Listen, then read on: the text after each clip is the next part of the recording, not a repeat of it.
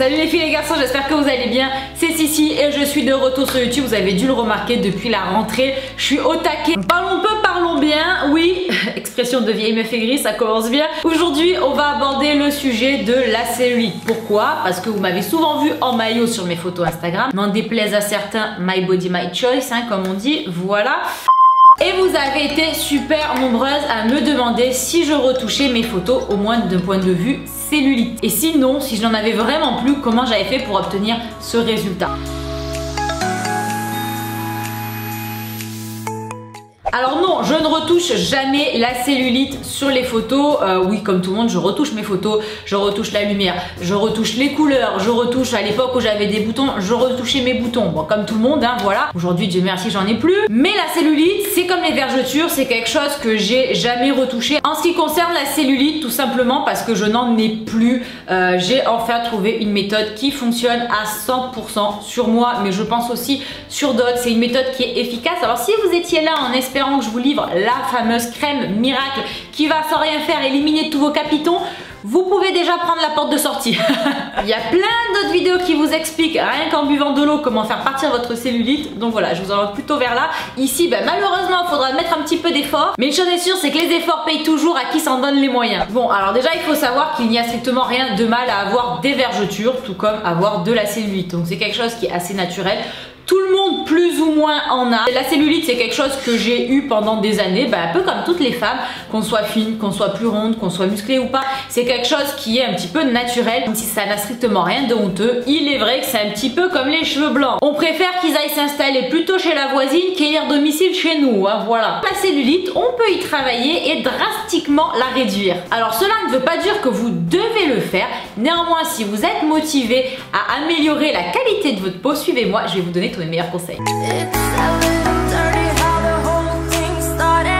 Alors on dit très souvent que la musculation c'est super efficace. Moi je ne suis pas entièrement d'accord. Donc il est vrai que la musculation c'est génial pour sculpter son corps. On va gagner en tonicité, la peau va se tendre. Évidemment plus on remplit, en plus au niveau des fesses et des cuisses avec du volume musculaire, plus l'ensemble va avoir l'air tonique, ça c'est indéniable. Néanmoins il n'est pas rare de constater que les fit girls ont malgré tout de la cellulite. Il est très difficile de s'en débarrasser uniquement grâce à la musculation. Alors faire de la musculation oui, mais pas que. Alors personnellement ce qui a marché du tonnerre, vraiment du feu de Dieu, donc encore une nouvelle expression de vieille meuf aigrie.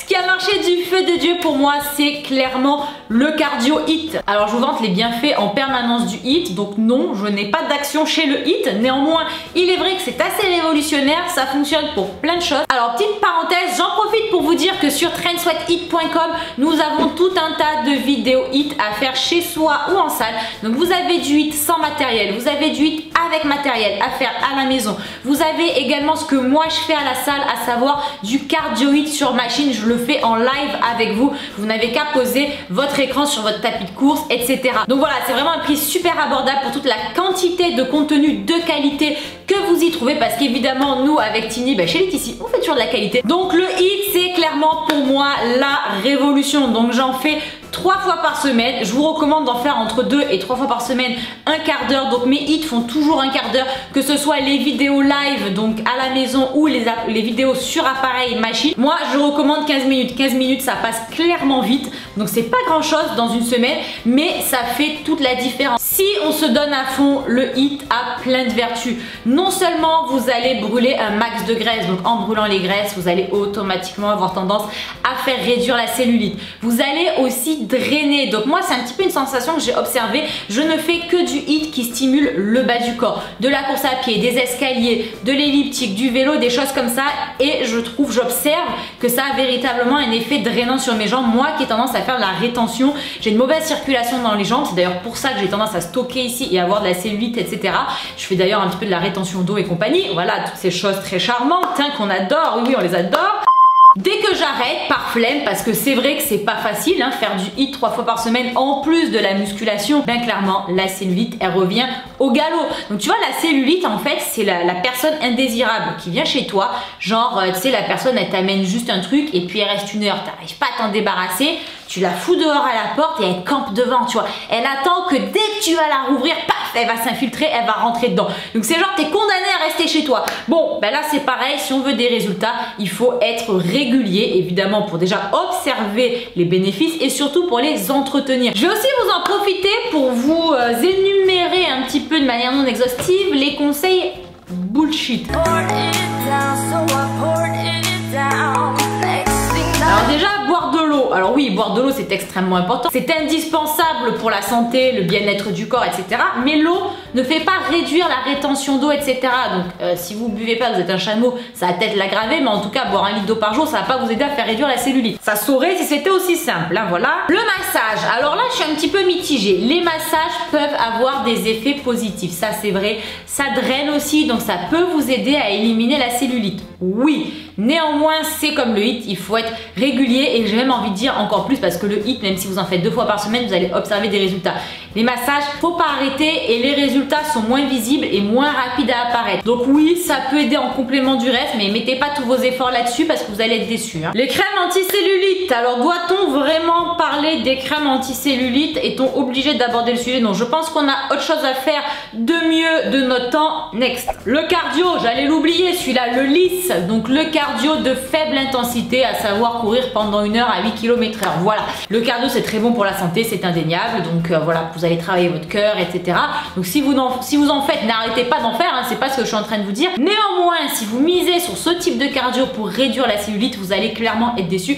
Et je parle en connaissance de cause. Pendant plusieurs années, pendant longtemps, j'ai fait beaucoup de courses à pied. Donc c'est vraiment quelque chose que j'aimais beaucoup. Mais donc non, le cardio de longue durée de faible intensité ne réduit pas les capitons. Vous allez perdre en masse musculaire. Moi, je vous dis la vérité, quand je faisais du cardio comme ça, j'avais la fesse galette. Vous connaissez, c'est la fesse qui est plate. Voilà, j'avais la fesse galette, hein, clairement.